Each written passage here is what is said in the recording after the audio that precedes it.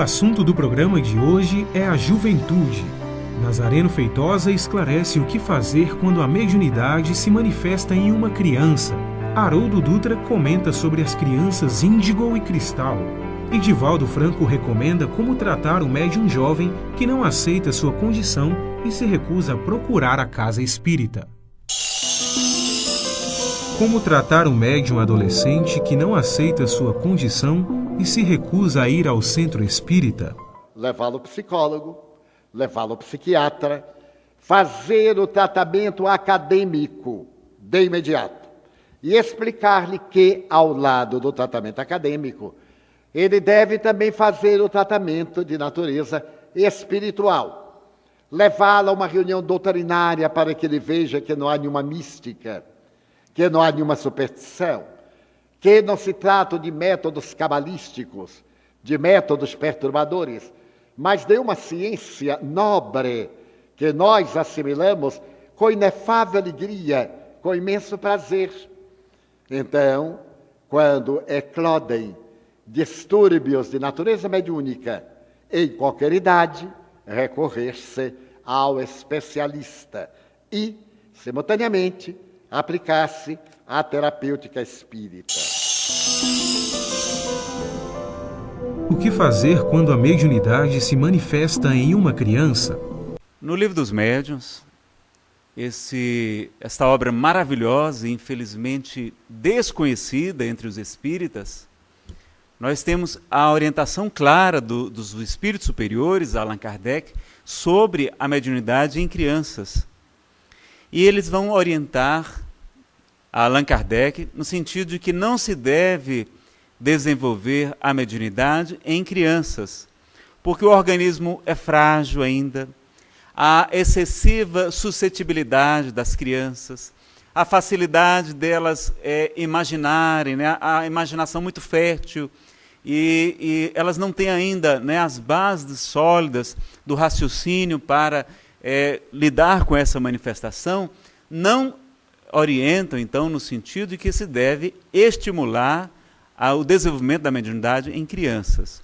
O que os pais podem e devem fazer é esclarecer rapidamente a criança, né, superficialmente, evangelizar, e se ela está sendo vítima de uma obsessão, como a Carol agora bem colocou, a gente pode adotar essas questões e, ao mesmo tempo, buscar a casa espírita, que ela possa também ser submetida ao tratamento espiritual, ao tratamento de desobsessão. Na própria evangelização infantil, ela será assistida com tratamento com os passes, da bioenergia, da água magnetizada, enfim, do culto do evangelho lá. Ela vai sendo porque muitas vezes o problema não é uma mediunidade, mas sim um caso de obsessão que pode acontecer também na infância. Então a gente vai recomendar para os pais também que leiam o Livro dos Médiuns, leiam a codificação espírita, para que a gente tenha realmente mais segurança na nossa orientação. Nós estamos, né, já chegando ao nosso horário. Tem só aqui mais duas perguntas. Uma, eu vou tentar ser bem breve aqui na resposta. Qual a visão da doutrina espírita quanto à decisão do Supremo Tribunal Federal sobre a interrupção da gravidez das crianças com anencefalia? Não é? E qual o compromisso para os pais que decidirem para a interrupção? Bom, nós respeitamos as decisões dos magistrados, não é? Porque eles decidem com bases materialistas. Mas a doutrina espírita é muito clara, muito lúcida na questão do aborto, mostrando que é um crime diante das leis de Deus, porque impede o espírito de passar pelas provas de que necessitaria passar. Os espíritos abrem uma única ressalva, é quando aquela gravidez está oferecendo um risco à vida da mãe. Então é preferível sacrificar a vida daquele ser que está por nascer do que sacrificar a vida da mãe. Então somente naquele caso é que a gente orienta e que é possível realizar o aborto. E com o avanço da medicina está praticamente inexistente, porque com os recursos que temos à nossa disposição hoje, aquelas chamadas gravidez de risco, é possível levar até o fim sem que a mãe tenha nenhum risco à sua própria vida, à sua integridade Então, nós vamos continuar defendendo, porque as leis humanas são transitórias, mas a lei de Deus, ela é eterna e ela é imutável. Então, nós continuaremos, como a própria Federação Espírita Brasileira publicou a nota que está disponível no seu site, continuaremos em defesa da vida, inclusive pedimos o auxílio de todos no apoio ao Estatuto do Nascituro, que é um projeto de lei que se encontra no Congresso Nacional, para que ele seja aprovado, porque ele garantirá a defesa da vida dessas crianças que estão por nascer e que precisam do nosso apoio, precisam ter o direito à vida.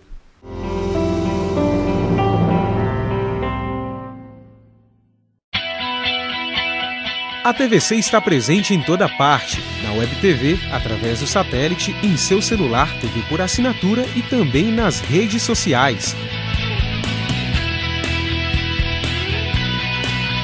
Acompanhe a TVC também no blog, Twitter, Facebook, Orkut e YouTube. Agora o maior canal espírita possui acesso rápido, fácil e integrado. Todas essas páginas estão disponíveis em www.tvc.com, no lado esquerdo, na parte inferior do site. Além de ficar por dentro de tudo que acontece na sua TV Espírita, você ainda pode deixar o seu recado e dar sugestões para que a TVC continue crescendo. Não fique fora dessa. Participe!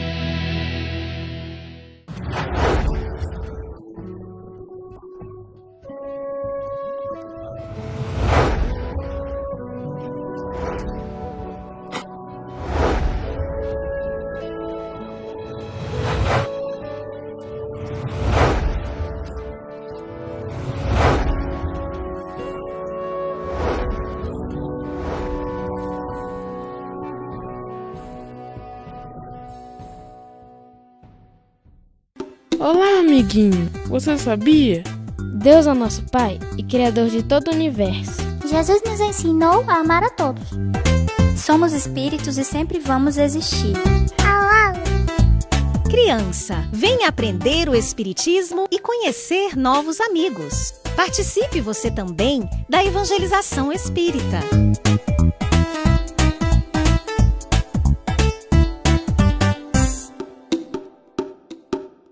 Já pensou assistir a TVC no seu celular? Agora você pode assistir a programação espírita de qualquer celular e smartphone. É só baixar o aplicativo SPB TV totalmente grátis. Assista a TVC de qualquer smartphone, Windows Mobile, Symbian, iPhone, iPad, Android, BlackBerry, Webos, Maemo, Bada e Windows Phone 7. Acompanhe programas, palestras, videoaulas e documentários espíritas pelo seu celular. Dessa você não pode ficar de fora. Aproveite!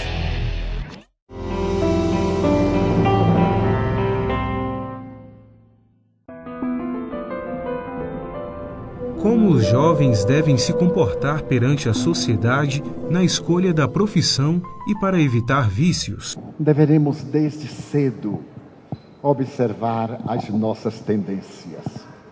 Ninguém melhor do que nós para podermos identificar a nossa fragilidade, as nossas deficiências e encontrar os recursos para podermos minimizá-las e até superá-las. Na questão 919 do Livro dos Espíritos, Allan Kardec pergunta qual o método mais eficaz, o método prático mais eficaz para ser feliz e vencer as más inclinações. E os Espíritos responderam, como todos sabem, um sábio da antiguidade já vos disse, conhece-te a ti mesmo. É a viagem interior. Santo Agostinho, comentando essa resposta, diz: fazei como eu, quando estava na terra. Diariamente ao deitar-me, fazia um exame de consciência dos meus atos. Quando me dava conta que estava equivocado, no primeiro ensejo procurava reparar. E quando estava certo, prosseguia. Então nós deveremos ser os nossos autoexaminadores. observarmos as tendências à mentira, à maledicência, esses pequenos vícios de graves e perturbadoras consequências, o ciúme, o filho da insegurança afetiva, o ressentimento e logo os vícios chamados sociais, o uso do tabaco, o uso do álcool, mas não faz mal nenhum, nem bem nenhum faz. Aliás, males fazem muitos. Aí estão as problemáticas respiratórias, o câncer de língua, de boca, a cirrose hepática, os problemas pulmonares derivados do tabaco, do cigarro, como derivados também do álcool. Depois, a maconha, a ingênua maconha, hoje o terrível crack, e todas essas drogas aditivas, porque criam condicionamento. Evitarmos, termos uma vida saudável, como deve ser o jovem espírita, alegre, jovial. Não pode haver nada mais antipático do que um jovem envelhecido, carrancudo, puritano, tirado a deputado federal de coisa nenhuma. Não pode haver nada pior. Ser jovem é ter um tesouro a desdobrar no seu coração, mas não ser permissivo, não aplaudir as coisas que geram danos, não ter medo de ser diferente, como disse Paulo a Timóteo. Os bons atos, a tua fé, a tua conduta não te incomodem quando não te compreenderem. Ter a consciência de si, ter a certeza de que está agindo corretamente, porque todos nós somos modelos. E por incrível que pareça, todos nós temos imitadores. Eu tenho uma amiga que é a pessoa mais feia que eu já conheci. Ela não é feia, ela é horrível, coitada. E eu gostava muito dela. E me surpreendia como é que eu podia gostar de uma pessoa tão feia. Conversava com ela sem olhar para ela, porque ela era encantadora. E um dia ela me disse: Edivaldo, eu sei que eu sou feia. Eu fiquei com tanta ternura. Ela disse: não, mas eu não me incomodo não, porque eu tenho um tesouro que é minha voz. Você imagina que eu estava no ônibus, estava um rapaz lindo. Eu disse: eu vou namorar com esse rapaz, mas eu tenho que o seduzir, porque mulher é um ser diferente. Ela apareceu de repente para complicar a vida, para melhor, naturalmente. E então ela chegou junto ao rapaz e disse assim: você me dá licença, por favor? Porque ela sabia que era portadora de uma voz maravilhosa. Ele teve um choque e disse: pois não. Vai saltar? Ela disse: sim, eu posso acompanhá-la? Não sei se papai está em casa. E ele a acompanhou e casou-se com ela. Eu sempre perguntava: meu Deus, feitiço existe? Porque não é possível. Ele era enfeitiçado pela melodia da sua voz, mas eu também. Então ela me disse: Edivaldo, todos nós temos valores sublimes que Deus nos deu para poder diminuir o nosso lado negativo. Então os jovens devem ter uma vida perfeitamente normal, natural, encantadora, de forma que sejam modelo para outros que estão na transição, outros que estão em dificuldade, e que vejam o reflexo do Espiritismo nos seus atos, sem nenhum conflito, sem nenhum tormento de qualquer natureza, perfeitamente honestos e devotados à causa do bem. O que fazer quando nossos filhos não querem ir à evangelização? O Divaldo, quando interrogado, ele diz: olha, quando os nossos filhos se recusam a ir para a escola, a gente obriga para a escola, não é? Ora, se a gente obriga para a escola, por que a gente não obrigaria também para ir para a evangelização, quando lá o ensinamento moral é mais importante do que a formação acadêmica? E mais, quando os pais dão o exemplo da vivência evangélica, quando eles também frequentam a casa espírita, não é? Quando nós buscamos estimular pela prática do culto do evangelho lá, a criança já vai se familiarizando com a evangelização dentro da própria casa, se torna cada vez mais fácil e agradável para ela.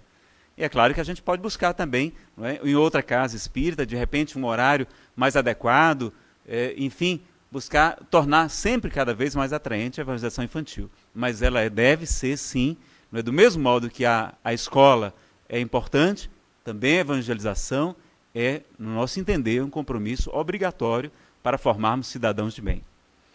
Tem uma pergunta aqui do Newton Márcio. Ele pergunta quem foi o espírito Meimei.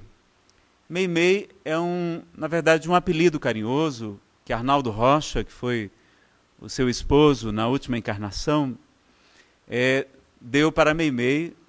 E Meimei significa amor puro.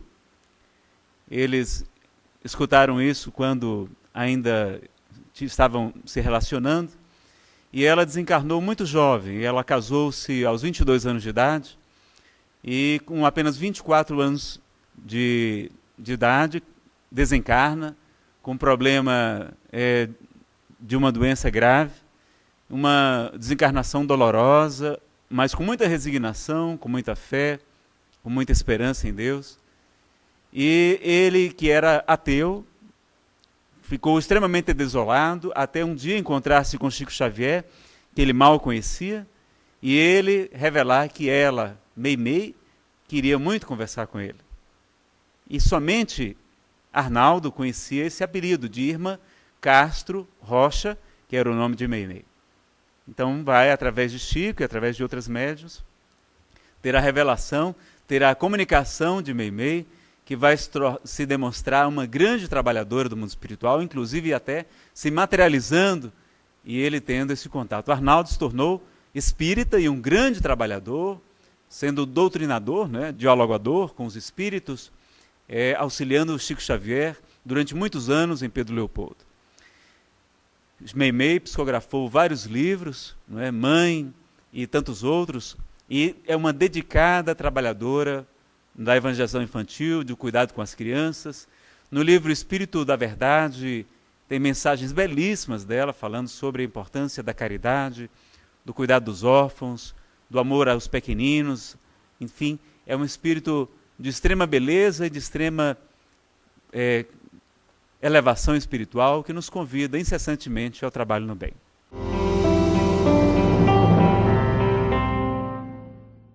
Você gostaria de ajudar a expandir o Espiritismo na TV? Então aí vai a dica. Você se torna sócio do Clube Amigos do Espiritismo e ajuda a levar a mensagem espírita a muito mais corações. Além de contribuir com este grande desafio, você ainda ganha brindes exclusivos.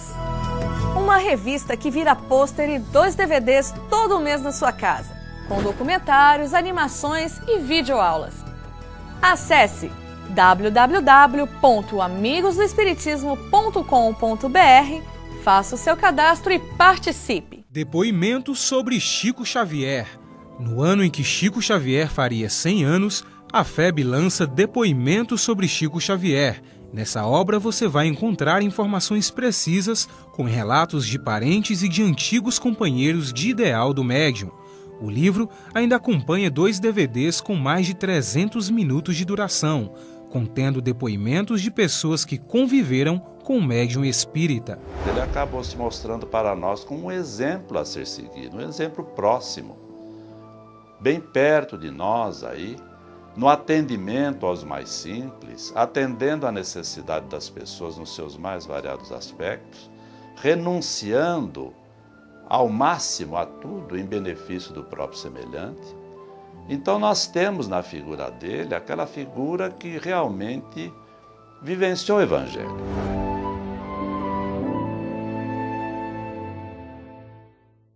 Evangelização Espírita Infanto-Juvenil. Semear é confiar na colheita. Hoje é a oportunidade ditosa para depositardes sementes no solo dos corações. Amanhã será o dia venturoso de colherdes os frutos da paz. Francisco Thyssen. Coopere com Jesus. Participe dessa semeadura.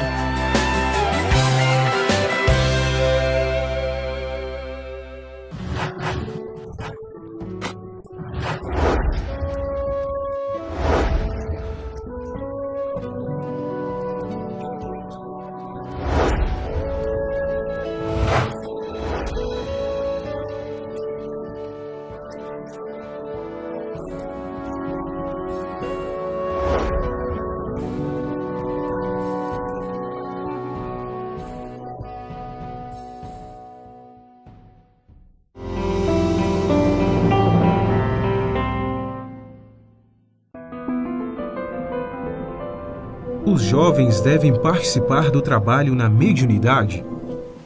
O jovem é naturalmente o trabalhador do amanhã, que hoje se prepara para os grandes investimentos do porvir.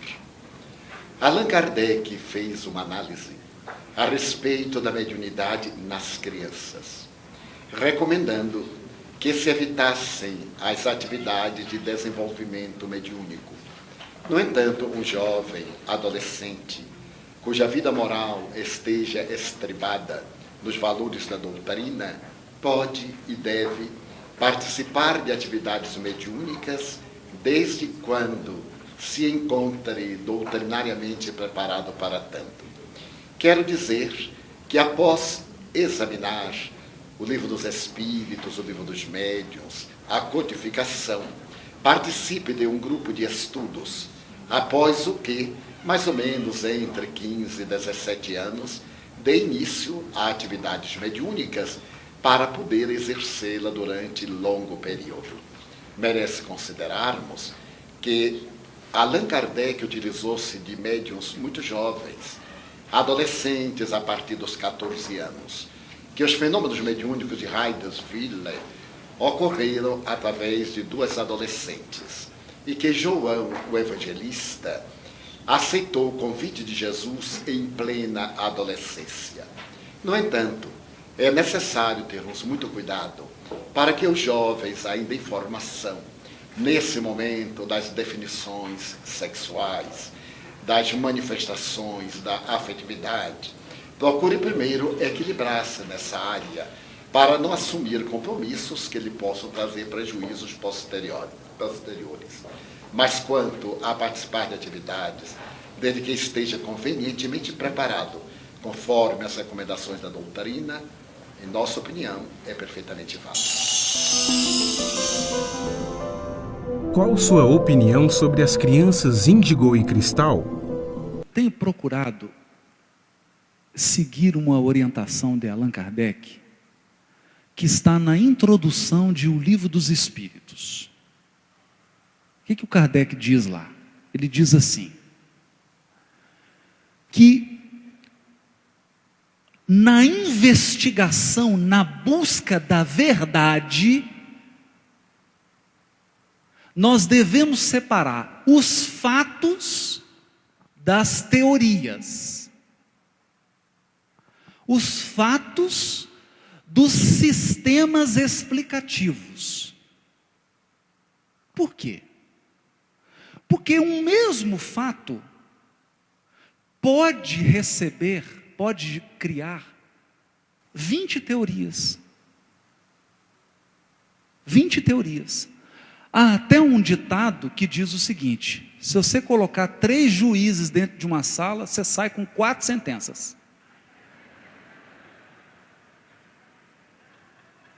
Porque cada um dá uma interpretação, dá um nome, percebe?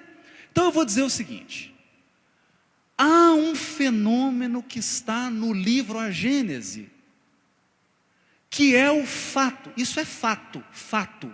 Que fato é esse? A nova geração de seres que encarnarão no planeta. Isso é fato. Porque não há processo de mudança de nível de orbe se outros seres não vierem. Eles virão, eles nascerão. E diz mais, Kardec diz que a população do orbe será substituída.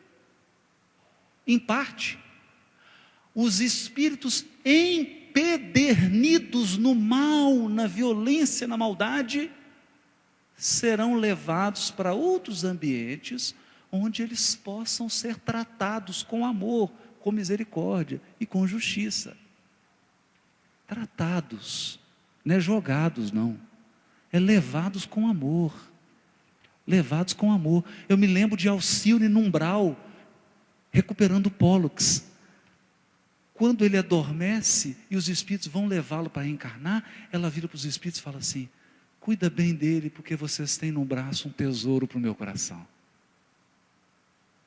Então, são esses espíritos amorosos que vão encaminhar seres para o degredo.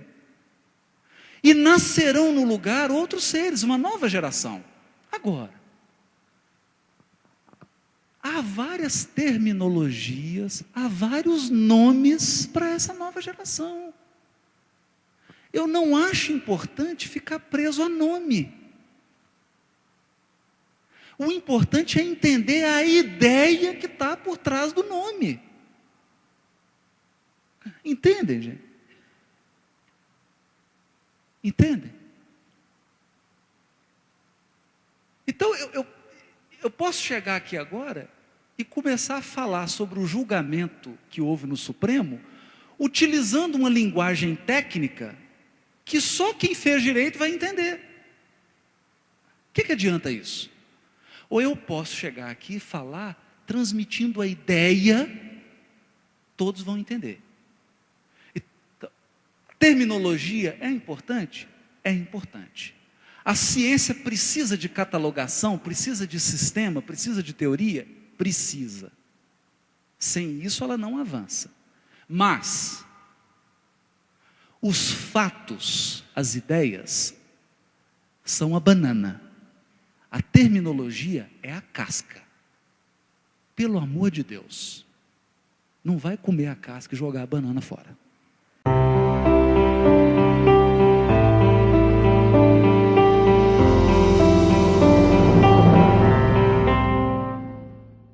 Ao especialista e, simultaneamente, aplicar-se à terapêutica espírita. O que fazer quando a mediunidade se manifesta em uma criança? No Livro dos Médiuns, esta obra maravilhosa e infelizmente desconhecida entre os espíritas, nós temos a orientação clara dos espíritos superiores, Allan Kardec, sobre a mediunidade em crianças. E eles vão orientar a Allan Kardec no sentido de que não se deve desenvolver a mediunidade em crianças, porque o organismo é frágil ainda, há excessiva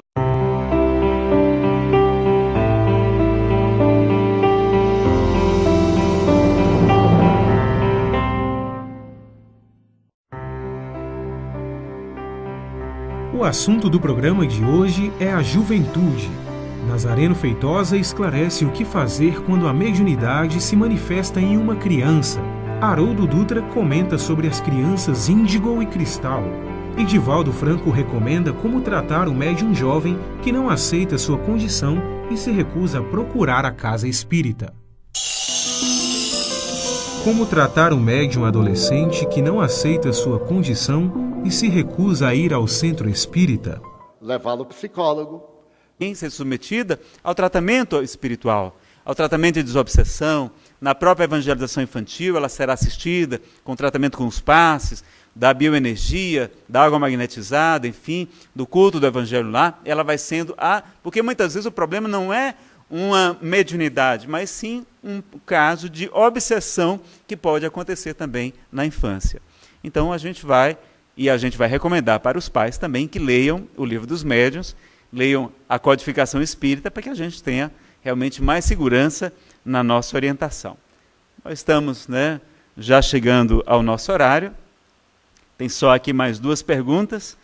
Uma, eu vou tentar ser bem breve. Levá-lo ao psiquiatra, fazer o tratamento acadêmico de imediato e explicar-lhe que, ao lado do tratamento acadêmico, ele deve também fazer o tratamento de natureza espiritual, levá-lo a uma reunião doutrinária para que ele veja que não há nenhuma mística, que não há nenhuma superstição, que não se trata de métodos cabalísticos, de métodos perturbadores, mas de uma ciência nobre que nós assimilamos com inefável alegria, com imenso prazer. Então, quando eclodem distúrbios de natureza mediúnica, em qualquer idade, recorrer-se à suscetibilidade das crianças, a facilidade delas imaginarem, a imaginação muito fértil, e elas não têm ainda as bases sólidas do raciocínio para lidar com essa manifestação, não orientam, então, no sentido de que se deve estimular o desenvolvimento da mediunidade em crianças. O que os pais podem e devem fazer é esclarecer rapidamente a criança, né, superficialmente, evangelizar, e se ela está sendo vítima de uma obsessão, como a Carol agora bem colocou, a gente pode adotar essas questões, e ao mesmo tempo buscar a casa espírita que ela possa também